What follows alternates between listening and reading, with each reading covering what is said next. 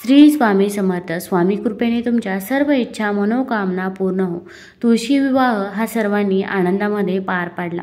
तर याची उत्तर पूजा कशी करायची, पूजेच्या साहित्याचं काय करायचं, नारळाचं काय करायचं, कलशातील पाण्याचं काय करायचं, तसेच जे सौभाग्याचं साहित्य आहे त्या वस्तूंचं काय करायचं, ही सर्व माहिती आपण आज या व्हिडिओमधून जाणून घेणार आहोत. तसेच या पूजा साहित्यामधील माता लक्ष्मीचा आशीर्वाद असलेली ही एक वस्तू आपल्याला जवळ ठेवायची आहे. तर पूजा साहित्य उचलताना आपण सर्वप्रथम फुले आहे ती घेऊया. तर आपण ही फुले निर्माल्यामध्ये टाकू शकता किंवा एखाद्या झाडाखाली खड्डा करून जर तिथे टाकता आली तर अतिउत्तम होईल, की ज्यामुळे प्रदूषण देखील होणार नाही आणि झाडाला देखील खत पाणी मिळेल. आपण जे सौभाग्याचं साहित्य घेतलं होतं तर ते सौभाग्याचं साहित्य ज्या पण मुलीचा विवाह असेल, म्हणजे आपल्या जवळपास जिचा पण विवाह असेल, तिला आपण हे सौभाग्याचं साहित्य दान करायचं आहे. आपण जे शृंगाराचं साहित्य घेतलं होतं ते सर्व तुम्ही तिला दान करू शकता किंवा तुम्हीच हे सर्व साहित्य वापरू देखील शकता.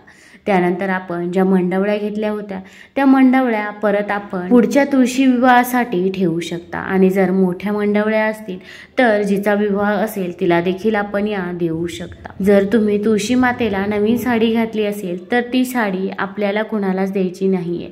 तर ती साडी आपण एकतर स्वतः घालावी किंवा ज्या मुलीचा विवाह असेल तिला आपण दान करू शकता. त्यानंतर दिवा, तसेच आपण जे देव घेतलेले होते गणपती बाप्पाची मूर्ती, बाळकृष्णाची मूर्ती, हे पूजेच्या ठिकाणी ठेवायचं आहे. त्यानंतर जो आवळा, चिंच आपण पूजेसाठी घेतली होती ती आपण सर्वांनी ग्रहण करायची आहे. घरातील सर्व व्यक्तींना वाटून द्यायची आहे. अगदी विवाह झाल्यानंतर देखील तुम्हीही वाटू शकता. तसेच ही उत्तर पूजा आपल्याला लगेच विवाह झाल्यानंतर उचलायची नाहीये. तर तुम्ही ती पूजा दुसऱ्या दिवशी उचलू शकता. दुसऱ्या दिवशी तुमची अंघोळ झाल्यानंतर लगेच तुम्ही ही पूजा उचलली तरी पण चालेल.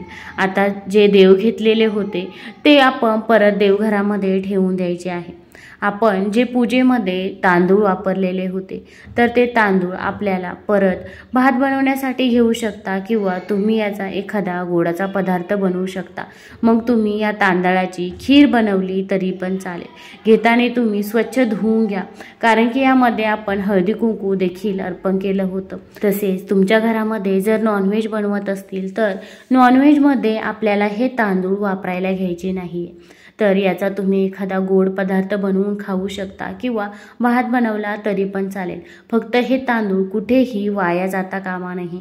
आपल्याला त्याचा वापर हा करायचाच आहे.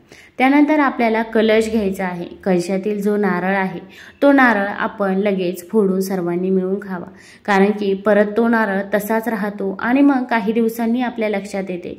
त्यापेक्षा तुम्ही ज्या दिवशी हा नारळ उचलशाल त्याच दिवशी हा नारळ फोडावा आणि सर्वांनी प्रसाद म्हणून ग्रहण करावा. त्यानंतर आपण ही चुनरी आहे ती चुनरी देखील परत पूजेसाठी वापरू शकता किंवा तुम्ही कन्यापूजन असते तेव्हा एखाद्या कन्येला देखील दान करू शकता. फक्त ही चुनरी जेव्हा आपण पूजेसाठी परत वापरायला घेणार आहोत तेव्हा ती स्वच्छ धुवून घ्यावी. मग तुम्ही ती मिठाच्या पाण्यात धुवून घेतली तरी पण चालेल. त्यानंतर ही जी विड्याची पाने आहे ती देखील आपण निर्माल्यामध्ये टाकू शकता किंवा एखाद्या झाडाच्या खाली खड्डा करून त्यामध्ये देखील तुम्ही ही पाने पुरून टाकू शकता. आपण हे कलशातलं पाणी आपल्या घरामध्ये शिंपडायचं आहे. मग या कलशातल्या पाण्यामध्ये जे फूल आहे त्या फुलानेच आपण घरामध्ये सर्व ठिकाणी हे पाणी शिंपडावे, की ज्यामुळे आपल्या घरामध्ये जी काही नकारात्मक ऊर्जा आहे ती पूर्णतः दूर होईल. घरामध्ये जी काही वाईट शक्ती आहे तिचा पूर्णतः नाश होईल.